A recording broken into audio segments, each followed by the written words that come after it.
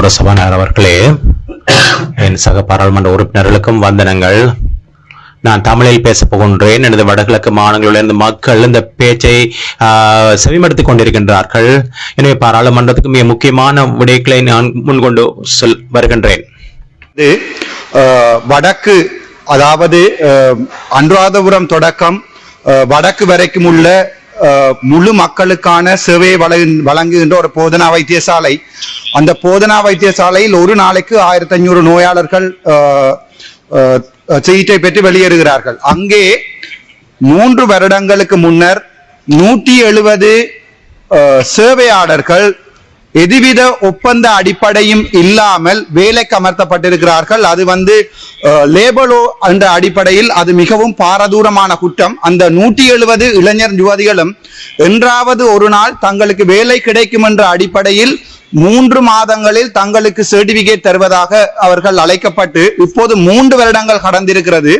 அவர்களுக்கு மாதம் 10,000 ரூபாய் என்ற அடிப்படையில் சம்பளம் ஒதுக்கப்படும் என்று கூறப்பட்ட போதிலும் அதி உயர்வாக மாதத்திற்கு 10,000 ரூபாய் 5 மாதங்களே வழங்கப்பட்டிருக்கிறது. இது ஒரு மிகப்பெரிய மிலேச்சத்தனமான லேபலோ என்கின்ற ஒன்றை மீறுகின்ற குற்றமாகும். அது சுகாதார அமைச்சுக்கு கீழே வருகிறது. அவர்கள் அதன் பின்பு அரசாங்கம் இந்த முறை தேசிய மக்கள் சக்திக்கு வாக்கெடுகின்ற போது சகல மக்களும் தேசிய மக்கள் சக்திக்கு வாக்களித்திருக்கிறார்கள். வாக்களித்து அவர்கள் எதிர்பார்த்து கொண்டது தங்களுக்கு நியாயமான நீர்வு கிடைக்கும் என்ற அடிப்படையில். ஆனால் கொடுத்த வாக்குறுதிகளை மறந்த அரசாங்கம் அவர்களை கவனிக்காது விட்டதால் எங்களுடைய மதிப்புக்குரிய கௌரவ அமைச்சர் வடமாநிலத்துக்குரிய அமைச்சரையும் அவர்கள் சந்தித்திருக்கிறார்கள். அவர்கள் சந்தித்த போது கூட வாக்குறுதி வழங்கப்பட்டிருக்கு. அதன் பிறகு ஜனாதிபதி செயலகத்துக்கு முன்னால் சம்பந்தப்பட்ட 170 உறுப்பினர்களும், அதாவது தொண்டர்களும் அவர்களுடைய ஸ்ட்ரைக் செய்கின்ற போது அவர்கள் சுகாதார அமைச்சரிடம் அனுப்பப்பட்டு சுகாதார அமைச்சர் வாய்மொழி மூலமாக அவர்களுக்கு சொல்லியிருக்கிறார், நீங்கள் மீண்டும் வேலைக்கு செல்லுங்கள், உங்களுடைய வேலைகளை நான் பாதுகாத்து தருகிறேன் என்று. ஆனால் அங்கே வந்து வேலை செய்த அன்று ப்ரொடெஸ்ட் பண்ணின அவ்வளவு வேலை செய்கின்ற ஆட்களும் மீண்டும் வைத்தியசாலைக்கு செல்லும் போது வைத்தியசாலை நிர்வாகியான டாக்டர் தங்கமுத்து சத்தியமூர்த்தி எனப்படுவரால் மிகிலேச்சத்தனமாக மிரட்டப்பட்டு காவலாளிகளால் வெளியே அனுப்பப்பட்டிருக்கிறார்கள். அப்போது அவர்கள் எனக்கு தொலைபேசி அழைப்படுத்த ஒரு பாராளுமன்ற உறுப்பினர் என்ற அடிப்படையில், அண்ணா நீங்கள் தயவு செய்து எங்களுக்காக கதைக்க முடியுமா என்று. நான் யாழ்ப்பாணத்தில் இருந்து பாராளுமன்றத்துக்கு தெரிவு செய்யப்பட்டது வடக்கு கிழக்கில் இருக்கின்ற சுகாதாரத்துறையில் நடக்கின்ற ஊழல் அட்டூழியம் மக்களுக்கு நடக்கின்ற அடிப்படை உரிமை முறைகள் சம்பந்தமாக கதைத்தே என்னால் பாராளுமன்றம் வர முடிந்தது. ஆனால் கவலைக்குரிய விடயம் என்னவெனில், யாழ்ப்பாணத்தில் நடக்கின்ற இந்த பிரச்சனைகளை அவர்கள் யாருக்குமே சொல்ல முடியாது. சம்பந்தப்பட்ட வைத்தியரிடம் ஒரு பாராளுமன்ற உறுப்பினராக என்னுடைய சேராக இருந்தும் அவரிடம் நான் காவலாளிகளிடம் தெரிவித்து விட்டு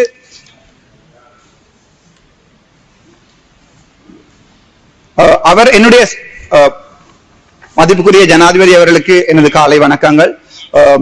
என்னுடைய சேராக இருந்தும் அவர்களிடம் நான் போய் கதைக்கின்ற போது மதிப்புக்குரிய வைத்தியர் என்னை வெளியே போகுமாறும் அதன் பிறகு செக்யூரிட்டி கார்டுகளை அழைத்து என்னை வெளியே திரட்டுமாறும் அதன் பிறகு போலீசாரிடம் தெரிவித்த போது போலீசாரிடம் சொன்னேன் நான் ஒரு பாராளுமன்ற உறுப்பினர் என்று. அதற்கு பிறகு அத்துமூறி ஒரு MBBS வைத்தியனாக இருக்கும் எனக்கு 8 வருடம் அதே வைத்தியசாலையில் படித்த எனக்கு என்னை ஒரு தரங்குறைவான ஆளாக என்னுடைய பாராளுமன்ற சிறப்புரிமைகளை மீறி என்னை வெளியே அனுப்பியிருக்கிறார்.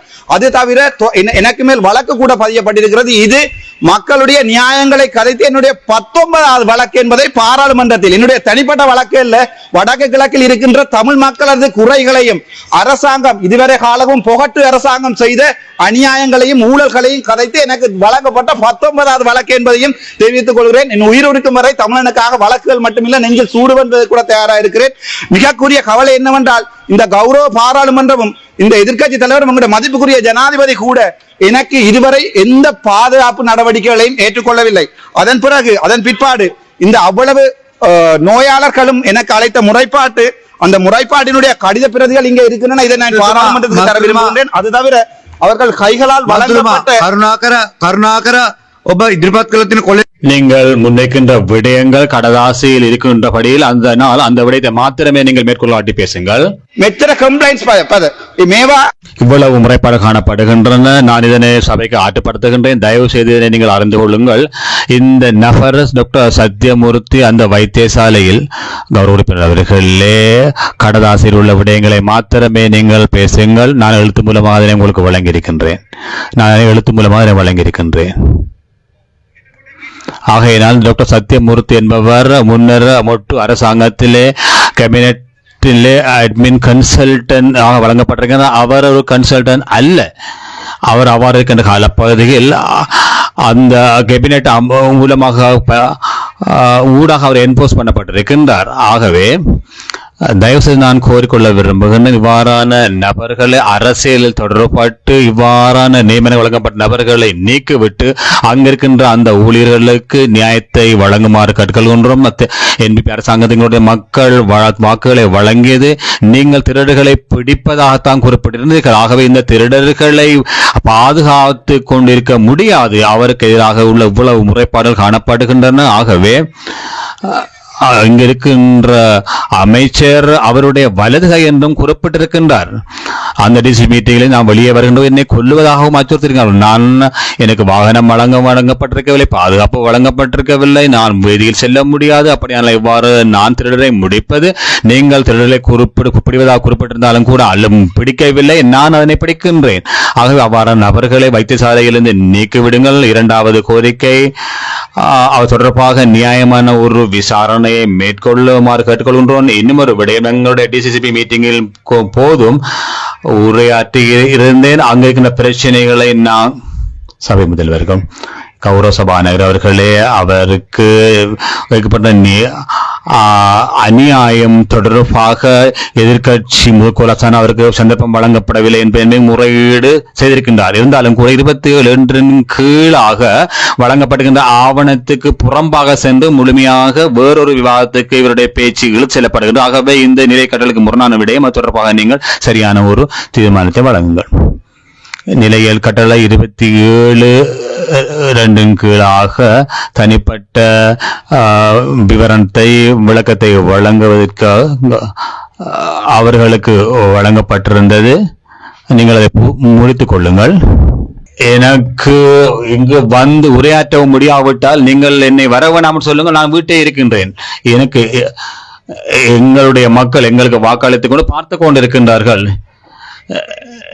ஓலவல் இல்லாதவரை ஒரு எதிர்கட்சி தலைவராக போட்டு அவருடைய காரியாலயம் செல்கின்ற போது எனக்கு தாக்கல் மேற்கொள்ளப்படுகின்றது.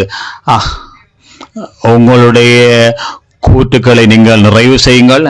திருடர்களை பிடிப்பதாக இருந்தால் நீங்கள் எல்லோரையும் பிடிக்க வேண்டும். கௌரவ சபாநாயகர் அவர்களே,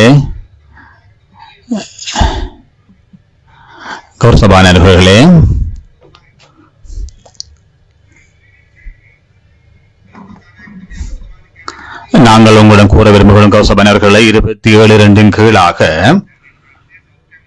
இந்த பிரச்சனை கேள்வி சுகாதார அமைச்சுக்கு முற்படுத்தப்பட வேண்டும். ஆனால் 27(2) இருக்கின்ற விடயத்தில் ஒரு விடயம் சம்பந்தமான அவசர நிலைமை சம்பந்தமான முக்கியத்துவம் வாய்ந்த பிரச்சனைகள் எதிர்கட்சி தலைவர் அல்லது அங்கீகரிக்கப்பட்ட கட்சியின் தலைவரின் அனுமதியுடன் புறப்படவும் இந்த வினாக்கள் உரிய அறிவித்தல் வழங்கப்படுதல் வேண்டும். அந்த அமைச்சருக்கு உரிய அமைச்சருக்கு சம்பந்தப்பட்ட அமைச்சருக்கு அறிவித்தல் வழங்கப்படுதல் வேண்டும். இந்த சுகாதார அமைச்சருக்கு அது முன்கூட்டியே வந்திருக்கவில்லை. அப்படியானால் நாங்கள் இந்த செயலாளர் நாயகத்தின் கேட்க முன்னே எவ்வாறு இந்த ஆவணத்தை நீங்கள் பாரம் எடுத்தீர்கள், உங்களுக்கு அதன் மூலமாக சுகாதார அமைச்சர் மூலம் சரியான பதிலை அளிக்க முடியாமல் இருக்கின்ற முன்கூட்டி அறிவி. Honorable Gajendra Kumar Ponnambalam, you have 8 minutes. I thank you, Honorable Deputy Speaker. I would like to take this opportunity on congratulating you and members of the government for having won an unprecedented mandate. I think it is fully well deserved. I would also like to remind members of this House that I think it is the NPP party in the last parliament and our party that refused to speak to the President Ranil Wickremesinghe's government because we believed that he did not have a mandate. So when we consider the words of President Androkumara Disanayaka with regards to democracy or the lack of it in the past, and his references to that term whilst he made his policy statement, I would like to remind him that our party was one that stood consistently along with the NPP in refusing to engage with a government that we believed was a rogue government that did not have a mandate. I would like to particularly welcome Honourable Deputy Speaker the President's following comments. He says on page 1 of his speech, it's the English speech that I'm reading from, I also acknowledge that there are communities that did not trust us but instead placed their faith in other political movements. The essence of democracy lies in the coexistence of diverse political ideologies and groups. Our government and I are committed to fulfilling the needs and aspirations of the citizens of every community, both those who voted for us and those who did not. I make specific reference, Honourable Deputy Speaker, to those three paragraphs because subsequently he goes on to say this, which is a very important part of his policy and this government's policy, which is we will not allow ethnic based politics in our country. Similarly, we will not tolerate religious extremism. We are a people who have suffered enough from ethnic conflict. Now I make that particular reference because I believe there is a possibility of a contradiction with regards to the first three paragraphs that I quoted and this particular paragraph. Now, President Androkumara Disanayaka during the campaign and the NPP have made it quite clear that they are against racism. And the terms that they use with regards to racism is nationalistic politics and religious extremism. Those are the general terms that are being used. Now, I would like to remind the President and the government that our party, the All Ceylon Tamil Congress, which I represent in Parliament, and the Tamil National People's Front, the All Ceylon Tamil Congress, which is the oldest Tamil political party in Sri Lanka, believed in a Sri Lankan identity. We were a party that believed in working with the governments of the day. We joined governments. Our leader, G.G. Ponnambalam, became a cabinet minister. And we believed in fully cooperating. As long as the Tamil identity was protected, we felt that a Sri Lankan all-encompassing identity is what is best for Sri Lanka. But unfortunately, if you look at the 76-year history of this country, that Sri Lankan identity has been just a facade for what is essentially a Sinhala Buddhist, almost a racist identity. To simply say that we are all Sri Lankan in a country where Sinhala Buddhism, Sinhala Buddhist nationalism has become the mainstay of politics, to the exclusion of all other identities, to the exclusion of all. I say it very particularly because in the previous government also, in the previous parliaments also, this notion of racism was spoken. Mahinda Rajapaksa spoke of racism. It is Gotabaya Rajapaksa spoke of racism and that we shouldn't accept it. But their version of racism was when the Tamil people, after 75 years of distinct racism against the Tamil people, where we have been disenfranchised, where our lands have been grabbed, where the ethnic composition of the Northeast has been systematically tampered with, where colonization took place. Even today, just before this government coming into power, colonization schemes were taking place in the east. If I am to mention a few, in Batiklo, if you take Batiklo, Mailatham and Madhavane, areas where there is a distinct colonization project that is going on, in Vavunia, in the north of Vavunia. So to talk in terms of racism when the Tamils have brought up the issues that we have faced for over 75 years in being deliberately targeted in areas that we have historically habited, where our ethnic composition has been systematically changed, altered by the state policies, and when we rebel against those policies of the state, there is a potential for this last paragraph that His Excellency mentions to be also coined by this government as racism. So I would like clarifications, because you see, after 75 years of systematic anti-Tamilness in the northeast, which is our areas of historical habitation, when we talk of our discrimination and the racism that has been meted out against us, to simply say that we must not talk about Tamil, Sinhalese, we must talk of Sri Lankan, is to simply erase that history of discrimination, of racism that has been meted out for 75 years against the Tamil people.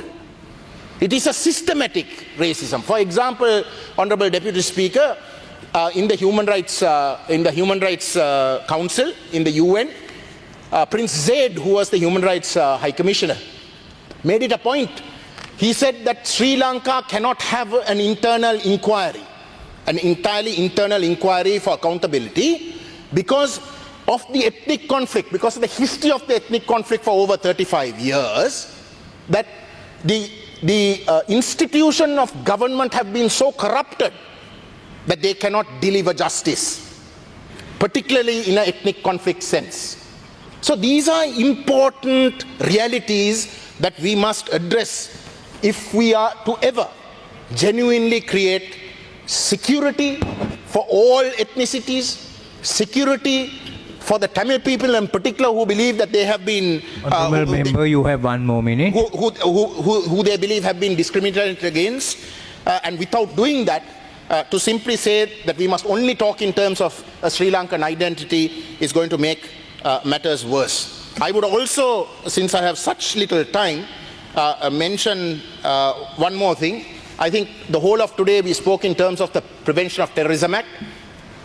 Honourable Deputy Speaker, memorialization of the Tamil people with regards to the LTTE cadres who have died, as well as the Tamil people who lost their lives, is identical, is no different from the JVP's memorialization. There cannot be any difference. Both those armed struggles were silenced by the state, and both those armed struggles were legitimate. There were legitimate reasons why people were forced to take up arms. That is where we come from. So without addressing those legitimate reasons and finding solutions, to simply allow one as completely unbanned and being allowed to commemorate, whereas the other to have certain restrictions, I don't believe is fair. Especially because those restrictions are based on a circular that came into being in 2011. The very same government that your present government calls a racist government. So when that government has come up with a circular that is today being applied with regards to how you can commemorate, or the restrictions with regards to commemoration, I think it is completely unfair, and I strongly urge this government to put that mistake right.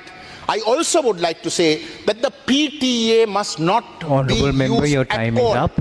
not only in the northeast but also in the south. There are provisions within the penal code, there are provisions between various other legal instruments that the police and other authorities can use. The PTA certainly is not one of them, and it is important because the police use the PTA as a weapon. They use it to prevent bail. They use it to punish before you can even face justice. And that must be completely not allowed, Honourable Deputy Speaker. In that sense, I would urge my good friend, the Minister of Justice, is someone I go back a long way. We were in bar school together in London. I know him in a totally different incarnation. We won't talk about that in this house. So I certainly have a lot of trust in him. I have a lot of respect for him. I know that he certainly not a member who can be categorized as communal minded or as having a strong Sinhala Honourable Buddhist member, your nationalist time is bias. And I would urge him to look into this matter, as well as the question of Tamil political prisoners. There are 9 who still continue to be incarcerated. I would urge for you to release them as early as possible. I would like to mention one individual. He's a member called Morris. He's known as Morris. I think the Honourable President knows him. I think the Honourable Vijita Herath knows him. He has been transferred without any reason from the Colombo magazine prison to Hambantota, and that was a victimization because the person previously made the transfer and retired. There is no reason Honourable member, your whatsoever time for is that up. transfer. I would urge you to have an inquiry with regards to that. Thank you.